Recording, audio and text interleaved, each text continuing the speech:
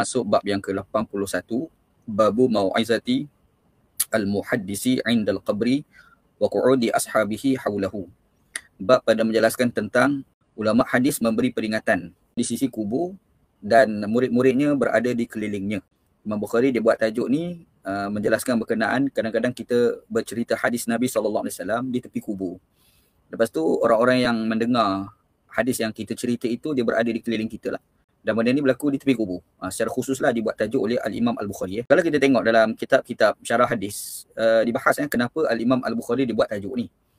Kenapa Imam Bukhari dibuat tajuk berkenaan dengan ulama hadis menyampaikan hadis, memberi nasihat daripada hadis Nabi SAW ni di tepi kubur.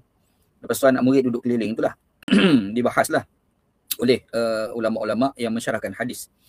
Kalau kita tengok antara disebut oleh Al-Imam Ibn Hajar Al-Asqalani dalam kitab Fathul Bari Bisyarhi Sahih Al-Bukhari, dan satu lagi adalah kitab Umdatul Qari Syarhus Sahih Al-Bukhari. Fathul Bari Imam Ibn Hajar Al-Asqalani dan Imam Badruddin Al-Aini, dia kata kalau kita tengok kenapa Imam Bukhari dia buat tajuk ni, sebab kalau kita lihat pada hadis yang ke-1360, yang kita baca ni hadis yang ke-1362, dalam hadis yang ke-1360, dua hadis sebelum ni, ada hadis yang dinukilkan oleh Al-Imam Al-Bukhari dan kita pun dah syarahkan, iaitu bercerita berkait dengan Nabi SAW istighfarkan untuk Abu Talib yang telah meninggal dunia, dan ketika itu Nabi SAW istighfarkan itu di tepi mayat Abu Talib. Jadi Abu Talib ni dia dah meninggal, lepas tu Nabi Muhammad minta supaya Allah Ta'ala ampun dosa Abu Talib. Jadi di situ kalau kita tengok, maksudnya Nabi SAW meminta istighfar supaya ampun dosa Abu Talib, yang ketika itu Abu Talib sudah meninggal dunia dan masa ketika itu Nabi Muhammad SAW berada di sebelah Abu Talib. Maka disebabkan itulah Imam Al-Bukhari ni dibuat tajuk berkenaan dengan kita memberi nasihat-nasihat daripada hadis Nabi SAW kepada orang-orang yang mendengar nasihat dan ketika itu berada di tepi kubur. Lepas tu kalau kita tengok juga dia disebut oleh Al-Imam Ibn Hajar Al-Asqalani dan juga Al-Imam Badruddin Al-Aini. Al-Imam Ibn Hajar Al-Asqalani ni mazhab Syafi'i, Al-Imam Badruddin Al-Aini ni pula dia bermazhab Hanafi. Dua imam ni dia menyatakan memberi nasihat di sisi jenazah ni apatah lagi boleh memberi manfaat kepada orang yang masih hidup dan juga orang yang sudah mati. Cara benda yang dapat manfaat kepada orang hidup ketika kita berdiri di tepi kubur tu ada orang ramai-ramai. Bila ada orang ramai-ramai tu kita memberi nasihat, memberi peringatan tentang kematian dan keadaan akhirat, itu lebih dekat kepada kita lah. Itu lebih dekat kepada orang yang hidup mendengar nasihat. Benda ni anak buat 2 bulan lepas semasa ayah anak meninggal dunia itu.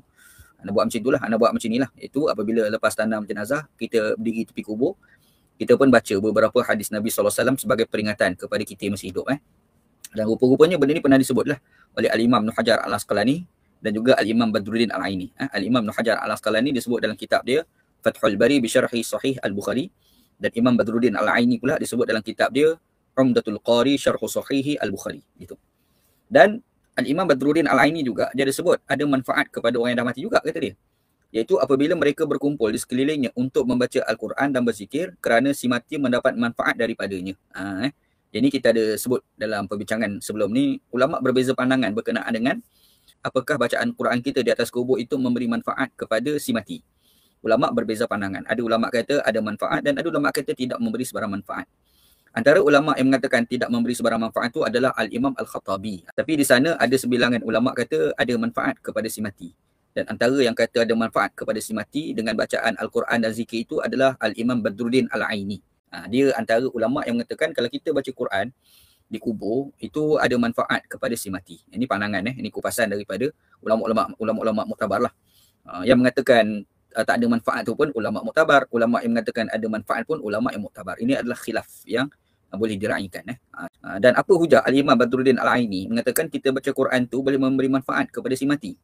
Dia menukilkan hadis yang diriwayatkan oleh Al-Imam Abu Daud daripada Ma'qil bin Yasar bahawa Rasulullah SAW bersabda, kata Nabi SAW, Iqra'u Yasin ala mautakum.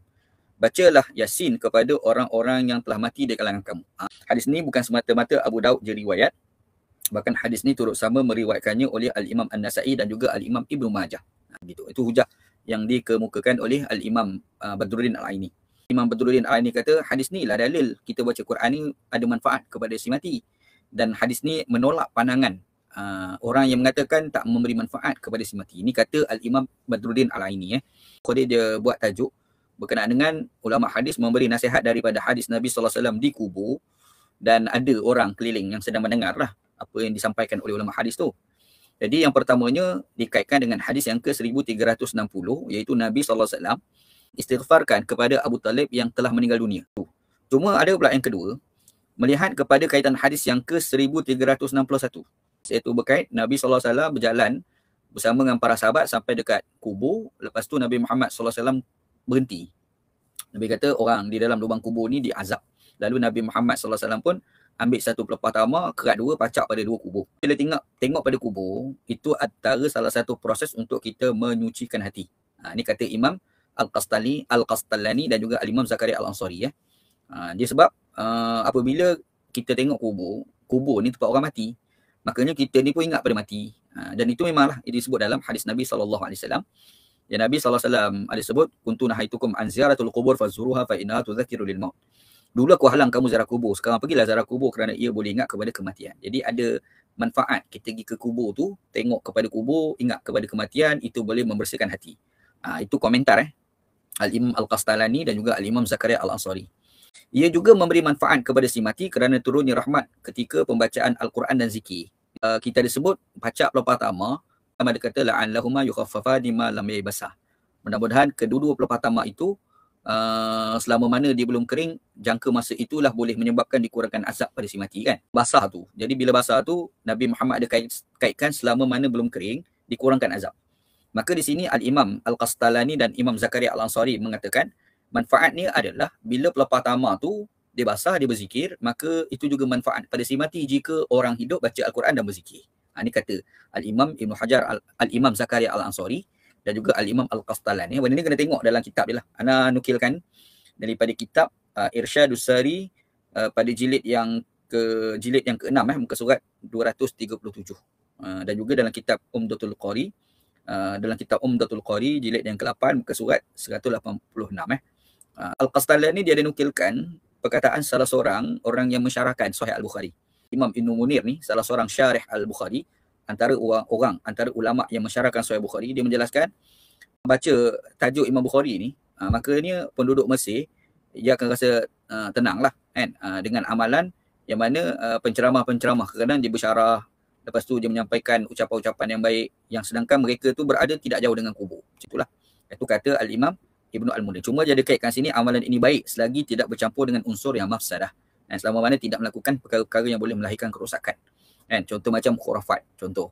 Kan? Mencipta kepercayaan yang tidak ada sandaran daripada agama. Contoh. Itu sebagai perbahasan ataupun syarah terhadap Tarjamatul Bab Al-Imam Al-Bukhari. Yang kita nukilkan sini adalah yang pertama Al-Imam Ibn Hajar Al-Asqalani. Yang keduanya kupasan daripada Al-Imam Badruddin Al-Aini.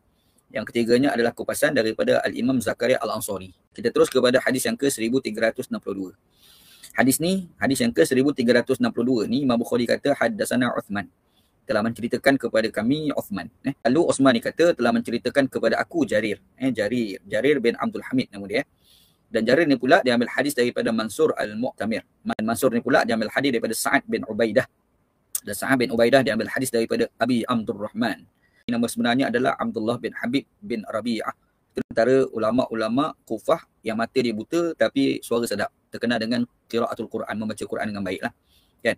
Rupa-rupa dia, buta dia pun, dia ni antara yang belajar hadis. Dan dia ni ambil hadis daripada Ali bin Abi Talib radhiyallahu anhu.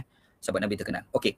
Ali bin Abi Talib ni ceritalah. Dia kata kunna fi janazatin fi baqi'il gharqad. Fa'atana an-nabi sallallahu alaihi wasallam faqa'ada wa qa'adna hawlahu wa ma'ahu mikhsarah fanakkasa faja'ala yankutu bi makhsaratihi. Thumma qala ma minkum min ahadin ma min nafsin manfusatin illa kutiba makanuha minal jannati wan nari wa illa qad kutiba saqiyatan aw sa'idatan. Faqala rajulun ya Rasulullah afala nattakilu ala kitabina wa nad'u al-amal. Faman kana minna min ahli sa'adati sayasiru ila amali ahli sa'adah wa amma man kana minna min ahli syaqawah fasayasiru ila amali ahli syaqawah. Qala amma ahlu sa'adah fayusayyaruna li amali sa'adah wa amma ahlu syaqawah yuyassaruna li amali syaqawah. Thumma qala fa amma man a'ta wa taqa wa saddaqa bil husna. Itu hadisnya riwayat Imam Bukhari. Hadis ni sebenarnya kalau kita tengok hadis ni dia datang dari dalam Sahih Bukhari saja tu ada banyak tempat 1 2 3 4 5 6 7 8 9 10 tempat Imam Bukhari nukilkan hadis yang sama dan semuanya bermuarakan daripada perawi yang bernama Sa'ad bin Ubaidah. Yang mana Sa'ad bin Ubaidah semasa menceritakan hadis ni, murid dia dengar. Yang pertama adalah Al-Mansur bin Al-Mu'tamir, yang kedua adalah Al-A'mash. Juga disebut oleh Imam Muslim. Imam Muslim pun disebut dalam 2 tempat. Lepas tu kalau kita tengok juga disebut oleh Imam Ahmad bin Hanbal, disebut oleh Imam Tirmizi dan Imam Abu Daud. Banyaklah maksudnya. Boleh dikatakan banyak kitab hadis menukilkan hadis yang samalah. Tetapi bila kita tengok hadis ni tidak ada syawahid, tetapi hadis ni adalah istishhad. Dan itu kandungan matan ni hampir sama je. Tapi cerita ni hanya bermuara daripada Ali bin Abi Talib. Asbabul asal cerita hadis ni. Ali ni dia pegang tangan seorang ulama buta yang kita sebut. Dia ni kira pada ketika tu dia murid lagi lah. Abu Abdurrahman As-Sulami, dia ni buta. Ali bin Abi Talib ni pegang tangan dia, asal dia. Lepas tu mereka ni berdua berjalan bersama sehingga sampai di tebing Sungai Furat. Jadi dua ni berjalan-jalan pegang lah. Ali pimpin tangan dia berjalan-jalan. Dan ketika itu mereka berada di satu tempat iaitu Sungai Furat. Jadi berjalan sampai ke tepi pantai. Ali dengan Abu Abdurrahman As-Sulami. Bila berjalan sampai tepi Sungai Furat tu, masa tu Ali ni bercerita. Ali ni bercerita kepada Abu Abdurrahman ni. Dia cerita apa? Kunna fi janazatin fi Baqi' al-Gharqad tadi. Kata Ali bin Abi Talib, kami ni dulu ada satu hari kami ni berada di satu jenazah di kubur Baqi' al-Gharqad. Dia kubur Baqi' tu di Madinah. Ni cerita pengalaman Ali cerita ni selepas Nabi wafat, masa era dia. Dia cerita pengalaman dia semasa Nabi hidup dulu. Dia cerita. Dia kata satu hari kami ni duduk kat kubur Baqi'. Dan kubur Baqi' ni dikenali sebagai Baqi' al-Gharqad dia panggil. Gharqad ni nama pokok. Dia macam pokok Christmas tapi bukan pokok Christmas. Macam ada iras-iras. Hari ni kalau nak tengok ni ada di Mesir. Pergi dekat sempadan Mesir dengan Palestin yang Israel rampas tu. Kawasan tu ada lah. Anda pernah pergi, anda pernah tengok pokok Gharqad ni. Dan asalnya pokok Gharqad ni dia banyak ditanam dekat kubur Baqi' di Madinah pada zaman Nabi SAW. Kalau kita tengok nukilan daripada kitab Umdatul Qari. Umdatul Qari dia ada sebut. Dia kata Gharqad ni dulu adalah, tetapi start ditebang selepas daripada kematian Osman bin Maz'un. Ada sahabat Nabi nama Osman bin Maz'un, dia meninggal. Masa dia meninggal tu, orang pakat tebang dah pokok Gharqad tu yang berada di kita kubur Baqi'. Ni cerita kata Imam Ahmad Badruddin Al-Aini dalam kitab dia Umdatul Qari gitu. Cuma menariknya berkenaan dengan pokok Gharqad ni, ada disebut dalam hadis Nabi SAW, akhir zaman nanti Nabi Isa AS akan datang. Dia akan lawan, dia akan bunuh orang-orang yang mengatakan dia sebagai Tuhan. Jadi semua boleh bercakap, kecuali satu je tak bercakap, pokok Gharqad. Itu ada disebut dalam hadis Nabi SAW. Dan memang banyaklah pokok Gharqad ditanam. Pokok Gharqad ni ditanam oleh orang-orang Yahudi. Jadi pokok Gharqad ni ada disebut di dalam hadis Nabi SAW, iaitu ketika kedatangan Dajjal. Lepas tu kedatangan Nabi Isa, akhir zaman nantilah. Itu ada disebut dalam hadis. Kemudian satu lagi lah Baqi'. Kubur Baqi'. Kubur Baqi' ni di Madinah. Dia sebenarnya kubur Baqi' ni, dia bukan satu je, dia ada 2-3 tempat. Satu dia panggil Baqi' Az-Zubair. Yang kedua dia panggil Baqi' Al-Khail. Lepas tu ada Baqi' Al-Khubajbah. Dia ada nama Baqi', kubur Baqi' lah. Cuma semua dah tak ada dah. Yang kita cerita ni zaman dulu, kubur Baqi'. Yang ada ketika itu adalah Ali bin Abi Talib. Dia orang duduk di tepi kubur. Satu hari duduk kat tepi kubur Baqi'. Tengah duduk tu, fa'atana Nabi SAW faqa'ada wa qa'adna ma'haulahu. Jadi masa kami duduk dekat kubur Baqi' tu, tiba-tiba Nabi SAW pun datang. Nabi SAW datang, faqa'ada, Nabi duduk, wa qa'adna haulahu, dan kami pun duduk di keliling Nabi SAW. Hadis ni dia kata wa ma'ahu mikhsaratun fanakasa faja'ala yankutu bi makhsaratih. Dia kata Nabi SAW ni dekat tangan dia tu ada satu tongkat kecil yang bahasa Arab dia panggil mikhsarah. Mikhsarah ni tongkat apa Dia tongkat pendek. Dia bukan ada satu tongkat panjang. Tongkat panjang ada satu tongkat pendek tu. Selalunya kalau orang yang gembala kambing ni, dia ada pegang satu kayu kecil untuk dia nak pukul daun-daun. Daun tu boleh bagi makan pada kambing tu lah. Yang tu lah mikhsarah dia panggil kan. Jadi Nabi ni masa tu dia ada mikhsarah tu kat tangan dia kan. Lepas tu Nabi SAW ni, dia pegang kat tangan dia tu mikhsarah tu, dia pun menunduk, dia pun cucuk mikhsarah tu dekat tanah, kat pasir. Dia cucuk-cucuk gitulah. Kalau kita tengok dalam riwayat lain, dia guna perkataan udan, kayu pula. Ini khilaf lihat lah. Kalau tengok dalam riwayat guna perkataan mikhsarah. Yang penting satu yang ada di tangan Nabi SAW. Masa Nabi SAW cucuk-cucuk tanah tu kan. Kalau kita tengok dalam riwayat lain, dia kata kat situ Nabi SAW ni buat garisan. Macam buat garisan-garisan dekat tanah. Jadi masa dia buat garisan-garisan tu, thumma qala, kemudian Nabi SAW berkata, ma minkum min ahadin, ma min nafsin manfusatin illa kutiba makanuha minal jannati wan nar, wa illa qad kutiba syaqiyatan aw sa'idatan. Nabi SAW bersabda, tiada seorang pun di antara kamu, tiada jiwa pun yang ditiupkan dalam badan, melainkan telah ditulis tempatnya di syurga dan neraka, sama ada dia telah ditentukan sebagai orang yang bahagia ataupun orang yang celaka. Nabi SAW kata, ada seorang pun di kalangan kita ni, kecuali semua kita ni telah dicatat. Kita ni syurga ke neraka, ataupun kita ni bahagia ataupun kita ni celaka. Itu kata dalam hadis ni lah. Kalau tengok dalam riwayat lain, lafaz yang lain dia guna perkataan ma minkum min ahadin illa qad kutiba maq'adahu minan nari aw minal jannati. Tidaklah di kalangan kamu seorang pun kecuali telah dicatatkan tempat duduknya di neraka ataupun daripada syurga. Itu dalam riwayat lain lah gitu. Okey. Jadi bila Nabi kata macam tu faqala rajulun, dalam ramai-ramai tu ada seorang lelaki bertanya, kan? Seorang lelaki bertanya. Kalau kita tengok dalam kitab-kitab hadis, siapa lelaki yang bertanya tu kan? Ada riwayat mengatakan lelaki itu adalah Ali bin Abi Talib sendiri. Dan ada pula riwayat yang kata orang itu adalah Saraqah bin Malik. Dan ada pula riwayat yang mengatakan orang itu adalah Umar bin Al-Khattab. Jadi ada 3 lah riwayat. Cuma tak jelas dalam riwayat Imam Bukhari siapa orang yang bertanya itu. Kita tengok dalam kitab-kitab hadis ni ada sebutlah Ali, ada kata Saraqah, ada pula kata Umar. Jadi apa dia tanya? Dia kata, ya Rasulullah, afala nattakilu ala kitabina wa nada'u al-amal, kata dia. Jadi dia tanya, dia kata, Rasulullah, kalau lagu tu lah, kita bersandar kepada kitab yang telah dicatatkan tadi je lah, tak payahlah kita nak beramal. Amal ni tak perlulah, tinggalkanlah amalan tu. Kan? Dah, Nabi SAW kan kata, Nabi kata, tidaklah seorang kamu itu kecuali setiap korang itu telah dicatat. Kan? Syurga ataupun neraka, celaka ataupun bahagia. Jadi bila Nabi cakap macam tu ramai-ramai sahabat Nabi tu ada seorang tanya, dia kata, kalau lagu tu tak payah buat amal lah kita ni. Kan? Kita tunggu apa yang dia telah dicatatkan je lah. Kan? Kita ikut apa yang telah dicatatkan saja. Ni katalah, ada kata macam tu. Dia kata, faman kana minna min ahli sa'adati fayasiru ila al-amali ahli sa'adah wa amma man kana minna min ahli syaqawah fasayaridu ila amalin ahli syaqawah. Kan? Kata dia. Dia kata orang-orang yang di kalangan kita yang bahagia telah dicatatkan sebagai orang yang berbahagia, maka lagi akan jadilah amalan dia sebagai amalan orang yang dapat kebahagiaan. Kalau orang tu dicatat sebagai orang yang kecelakaan, kan, amalan dia tu akan jadi juga amalan orang yang melakukan kecelakaan. Nabi SAW pun kata, kan, Nabi kata apa? Amma ahlus sa'adati fayuyassaruna li'amali sa'adah wa amma ahlus syaqawah fayuyassaruna li'amali syaqawah. Nabi SAW kata, adapun orang-orang yang berbahagia, mereka akan dimudahkan untuk melakukan amalan yang membawa kepada kebahagiaan. Allah Ta'ala tentukan dia sebagai orang yang bahagia, orang masuk syurga. Dia ni akan dipermudahkan untuk buat benda-benda yang boleh menyebabkan dia dapat syurga. Macam tu. Dan golongan yang celaka, masuk neraka ni, mereka akan dipermudahkan untuk melakukan amalan yang boleh membawa mereka ke neraka. Ni kata hadis. Kemudian Nabi SAW pun baca ayat Quran. Iaitu ayat ke-6 dalam surah Al-Lail. Fa'amma man a'ta wattaqa wa saddaqa bil husna. Nabi bercakap dalam riwayat lain, Nabi SAW kata, i'malu fa kullun muyassarun. Beramallah kamu kerana setiap orang akan dipermudahkan menuju apa yang telah ditentukan baginya. Jadi Nabi kata beramallah kamu, beramallah, kan? Sebab setiap kamu itu akan dipermudahkan, kata Nabi SAW. Dan kemudian Nabi SAW pun baca ayat yang ke-6 hingga ayat ke-11 dalam surah Al-Lail. Kalau kita tengok dalam riwayat yang lain, dalam istishhad, sahabat Nabi yang bernama Imran bin Husain ni, dia ada cerita seorang lelaki tanya Nabi, macam apakah kita boleh kenal ahli syurga dengan ahli neraka? Nabi SAW kata boleh.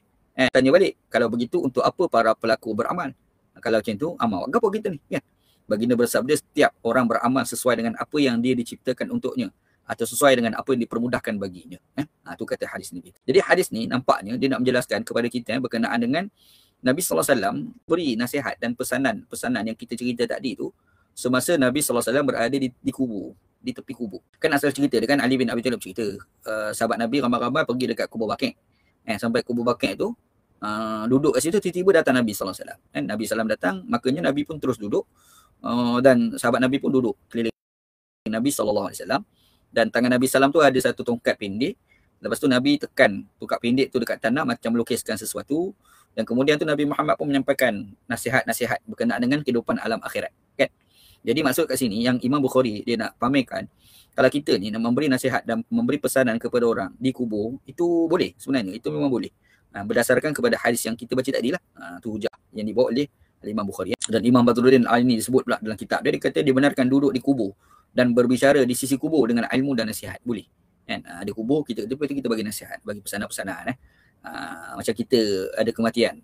Lazim sangat orang kita bila ada kematian, dia buat talqin kepada orang yang dah meninggal, kan? Kita tukar trend, kita buat macam yang Nabi SAW buat ni. Iaitu lepas kita tanam jenazah, kita berdiri, lepas tu kita bagi tazkirah, bagi peringatan.